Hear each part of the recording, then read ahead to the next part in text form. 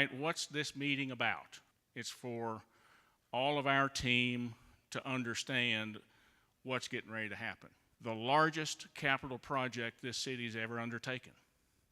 It has a construction contract of $241 million.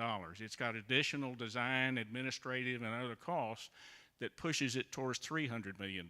The project first began, as currently conceived, in 2012. We've been 6 years into this. We took a pause in 2014 and kind of had to rework the project. We've been working since early 2017 with full-blown design and getting through being where we are today. On June 12, we opened 3 bids from general contractors. The rest of that day into June 13, the next day, we interviewed those contractors. And for me, after knowing what the numbers were, I really wanted to understand that we had a contractor that would be able to get us over the next 36 to 42 months and deliver the new facilities while not completely damaging our ability to operate the old facilities as we go through transition. We're not in a position where we can shut things down. We've got existing contract obligations during construction.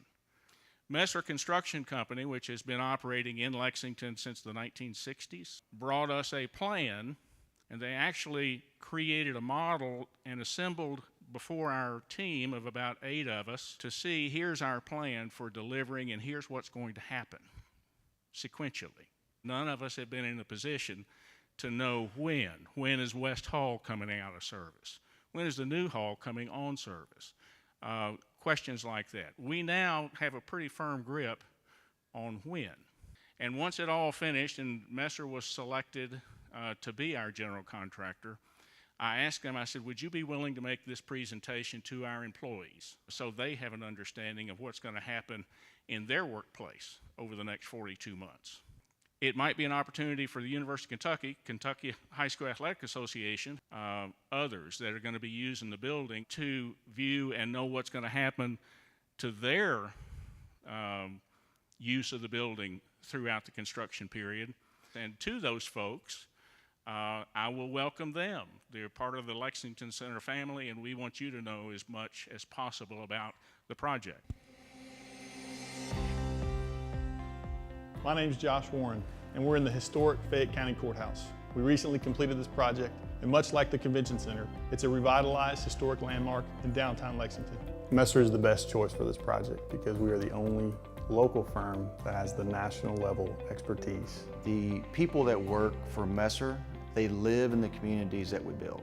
What better way to impact the community, to bring our expertise to grow downtown Lexington? We've been your neighbor for close to 30 years. So while you'll have the on-site presence and the on-site management, you'll also have the comfort of knowing that our region office is less than a mile away.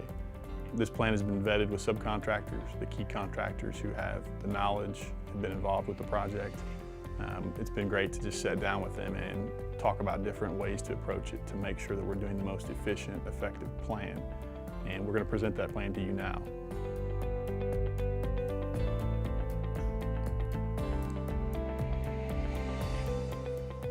Construction must start with the new chiller plant and West Club areas. A portion of the storage building will also be removed to open the full footprint of the clubs and release some of the most significant rock excavation and foundation elements. Demolition on the West Hall will occur following completion of storm culvert work, and a temporary loading dock will be constructed. Work will continue on the new chiller plant and building structures west of the exhibit halls, topping out each of these areas. With the new chiller plant online, the old cut building will be removed, releasing the balance of the footprint for construction.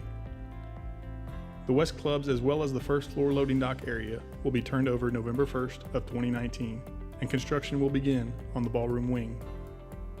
The exhibit halls and parking will be turned over May 7th of 2020, allowing demolition and construction to begin on Phase 2. Demolition of the Central and East Hall will occur concurrently with selective demolition of the space between Rupp and Hyatt. Turnover of the ballroom wing will be October 18th of 2020. Construction focus will be on the new Rupp facade, working toward High Street and then back to Vine Street with the balance of the catwalk.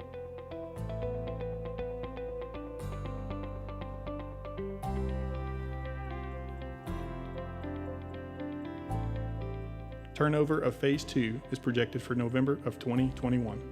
I'm going to spend most of my time on Phase 1. Mark Richardson will come up here and talk about Phase 2. So the phasing plan behind me, when you look at 1-1, well, why has it got an L shape? In the video it talked about the clubs. Well, to meet the November 1st date, which is absolutely critical, we have to start construction in some capacity right here west of Rupp. We've also got about 4 to 5 months worth of rock excavation along this south side of the building. So you've got to start that work at the beginning. So that's what gives it that L shape. Before we can really begin construction on 1-1 and West Hall demo, there's site enabling work.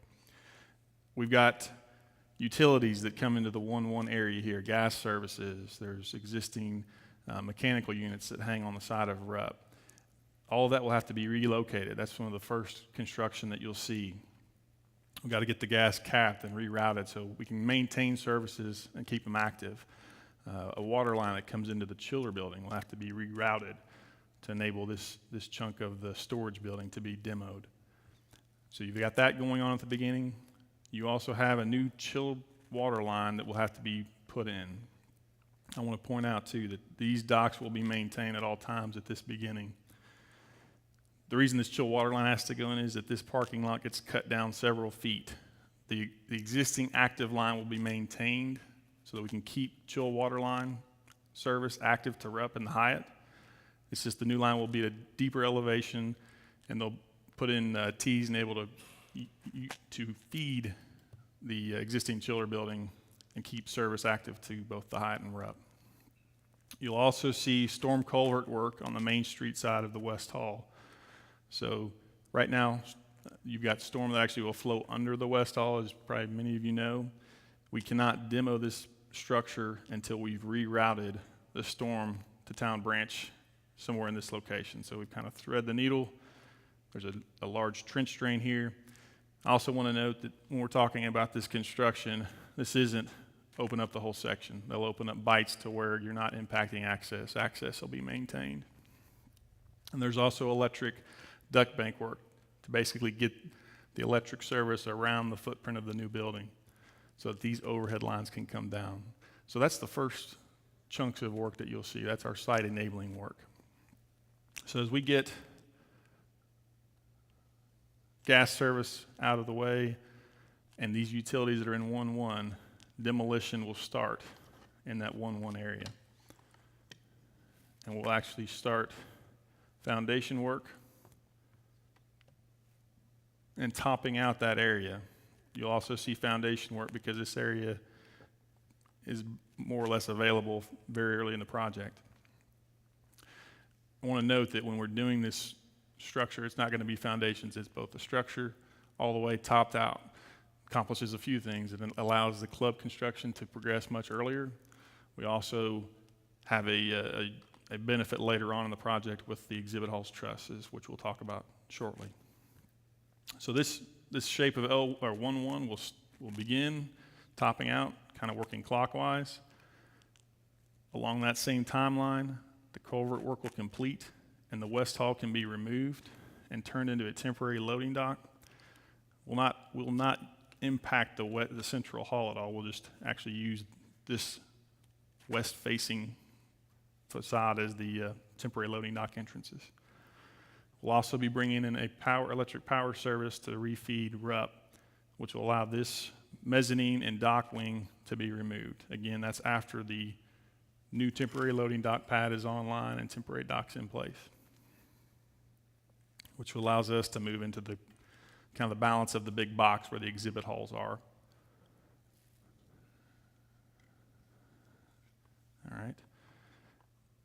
The electric duct banks being rerouted allows the overhead lines to come down and allows us to move into what we call 1-2, which is the new chiller plant footprint predominantly. Again, you'll see these areas topping out, making way for the trusses to come at a later date, and also, most importantly, building around the existing chiller facility so that the services can be maintained.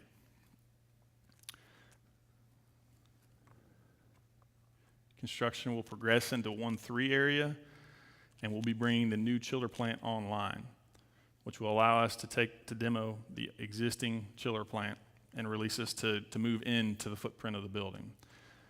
That was a benefit that when we talked with the steel contractor, they said, if we're able to pull into the footprint of the building, it's going to make the truss erection across the exhibit halls much more efficient. So if you've ever seen a precast parking garage erected, we'll actually do this in vertical slices. The way it's been printed, it's a big chunk, but you'll actually see this building come up in 3 large vertical slices working towards Main Street. About this time is when the clubs will turn over, as well as that first floor dock area. So you'll have access to and from for truck staging deliveries. And the big key with that is it'll enable us to remove the temporary dock and accelerate getting the ballroom wings started.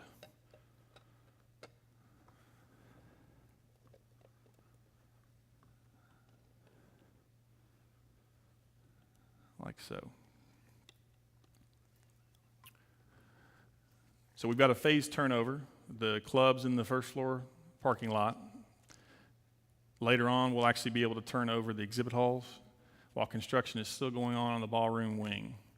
The key with that is with this turnover, we'll be moving into phase 2, which Mark will talk about.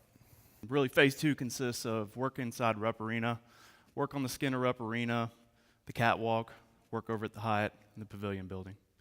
Some of phase 2 is going to overlap with phase 1. We've got to protect the experience of Rupp Arena and the convention center. We've got to protect the icon. We're going to do that through safety and planning around that, through constant communication, coordinating our construction schedule around your event schedule. And I'm going to talk about 3 main themes. The first being life safety, and then I'll go into activities that are scheduled to occur inside Rupp Arena. And then in final, we'll talk about phase 2, heavy demolition and new construction.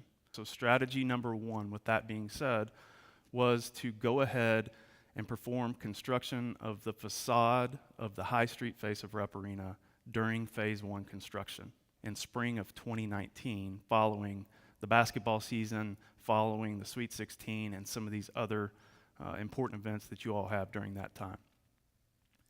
We would perform work on that in 2 halves. We'll have construction activities on one half. The other half will have completely free and clear egress. We'll turn that half over, move on to the next. As many of you all are aware, the bench seating in the upper arena and a good bulk of it is going to get replaced with chair backs. So selective demolition would begin in June of 2019, and we would mobilize a crane into the floor of Rupp Arena at that time. So that crane will be set up, loading materials on and off of the upper level of Rupp Arena in red from mid-June through late July. And by late July, we will no longer need that crane on site. That crane will demobilize, and you all have an event towards the beginning of August that will be using the Rupp Arena floor. You will have the lower level arena area turned back over to you, and we will be continuing on with the chair back installation in the upper level. That will continue on into early fall. That will be completed prior to the 2019-2020 basketball season. While we're working in Rupp Arena, safety has got to be of utmost importance. So we've got to make sure that, number 1, construction is always separated from your daily operations and from the public. So hard barricades, the appropriate signage. The other piece is us communicating with you all, coordinating our construction activities that are going to occur inside Rupp Arena with your all's event schedule so that we are getting prepared for those events and opening up the spaces that we need to open up. We want all those patrons to come out here and say, when's construction going to start? We don't want people to realize we're here to the most reasonable extent possible. There's going to be several mechanical, electrical, and plumbing services that are going to be installed throughout. Some of that work will begin in 2018. We're going to go ahead and get started with some of those risers in preparation for that activity. There's several air handlers that get installed in the corners of Rupp Arena, some of the mechanical spaces that the facilities folks in the room are completely aware of. You can see them there in red. The other piece that many of you all may be interested in is the renovation of the LCC offices. Starting that in spring of 2019, wrapping up that in late fall of 2019 as well. front end of the project, you'll have your nice new offices in place for you. And at this point, we move into phase 2 demolition. You can see in the pink the outline of our perimeter fencing as we're going into that phase. The sidewalk along Main and Vine Street, that will be absorbed into our construction site. We will be blocking that entrance on the, I guess it would be the northwest corner of Rupp Arena. It'll no longer be in use, so we will absorb that sidewalk into our construction site for safety purposes. We will have entrances and exits from Main and off of Vine, where our construction traffic will be entering the road and leaving it. It'll be coordinated in non-peak times. A couple of just road closures that I'll mention. If you can imagine yourself on the sidewalk along Main and Vine, you don't have much space but from the edge of the road to a 2- and 3-story LCC facade right there. It will require us to close Main Street and Vine Street as we're performing those heavy demolition operations just to do it safe. Similarly, the pedestrian bridge demolition will also require rolling road closures to safely perform that work. We will coordinate that with the city, we will coordinate that with the state, we will coordinate that with LCC and the event schedule to make sure that we're performing that at the appropriate times. Next part of getting ready for phase 2 demolition is mechanical, electrical, and plumbing services. There's plenty of enabling to be able to keep your existing facilities and services operational 100% of the time. So I'll give a couple of examples related to the Hyatt. First off, there's some existing fans. There's an existing HVAC system on the roof line of that facility, and it's near the ticket office. We will be performing work there to relocate that off the roof to allow for demolition to start. We will be rerouting fire protection services outside of the demolition area. We will be rerouting chilled water services outside of the demolition area. With respect to Rupp Arena, we've got to keep the kitchen and commissary area operational. We've got to put in temporary exhaust fans and temporary HVAC systems to serve that. Phase 2 demo sequence. Central and East Hall will begin demolition right there. And we will work from Central and East Hall into the mall area that is in between the Hyatt and Rupp Arena. As heavy demolition on Central and East Hall is occurring, selective demolition work and gutting of the mall area will be occurring as well. So we will be in both of those spaces at the same time. The mall area ties 2 buildings together. It's more involved and it's more surgical. It's going to take more time. So we're starting both of those at the same time to save time in our schedule. It's important to note that before we take a roof line down, we will have temporary weather barriers in place on the skin of Rupp and on the skin of Hyatt. 90% of the weather barriers that are necessary are going to be in place so that we're keeping those buildings both seamlessly dry. And when that roof comes down, we'll patch in the roofs. Those will be 100% dry at that point. Our goal is to have 0 leaks throughout construction of this facility. So at this point, we're demoing.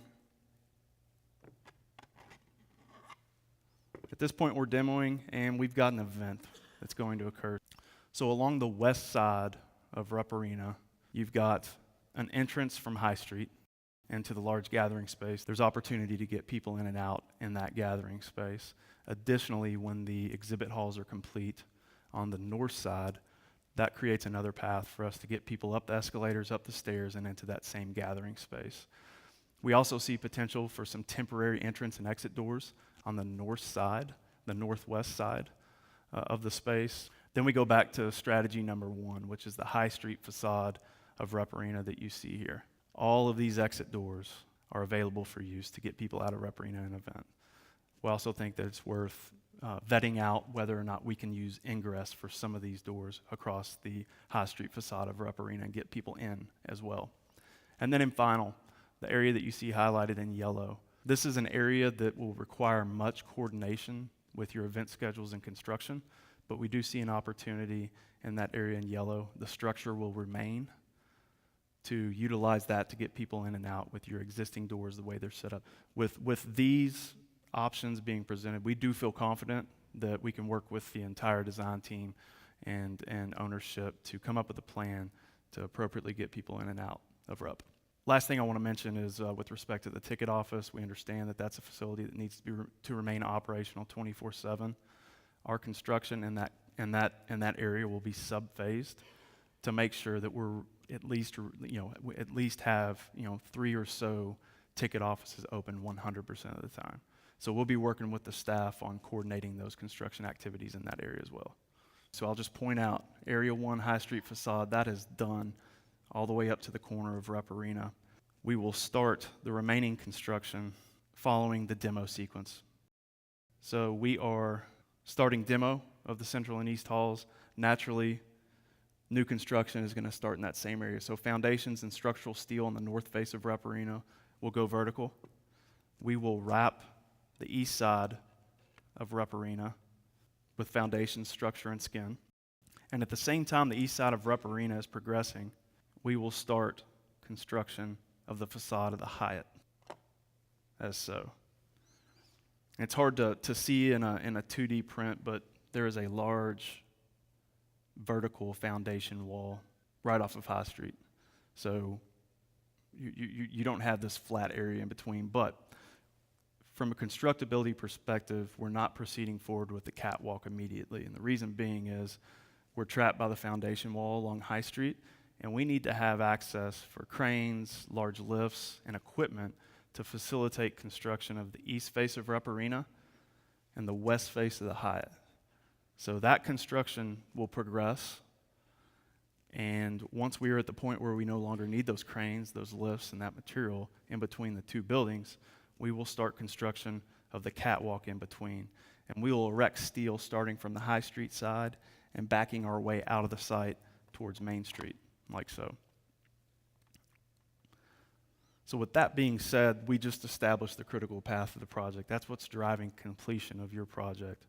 It's demolition, it's the facade of Rep Arena, the facade of the Hyatt that releases the catwalk construction, and all of the finishes that happen below those areas. Rep Arena, the catwalk, the pavilion would be turned over November of 2021, which is what we're showing as our substantial completion date. The skin and the interior improvements in the Hyatt, that will be turned over in August of 2021. And that leaves us with the pavilion. It's a standalone building, although it does have a couple of pedways connecting to the north face of Rep Arena. So that portion of the project is placed to allow those site improvements and town branch improvements to occur within our construction schedule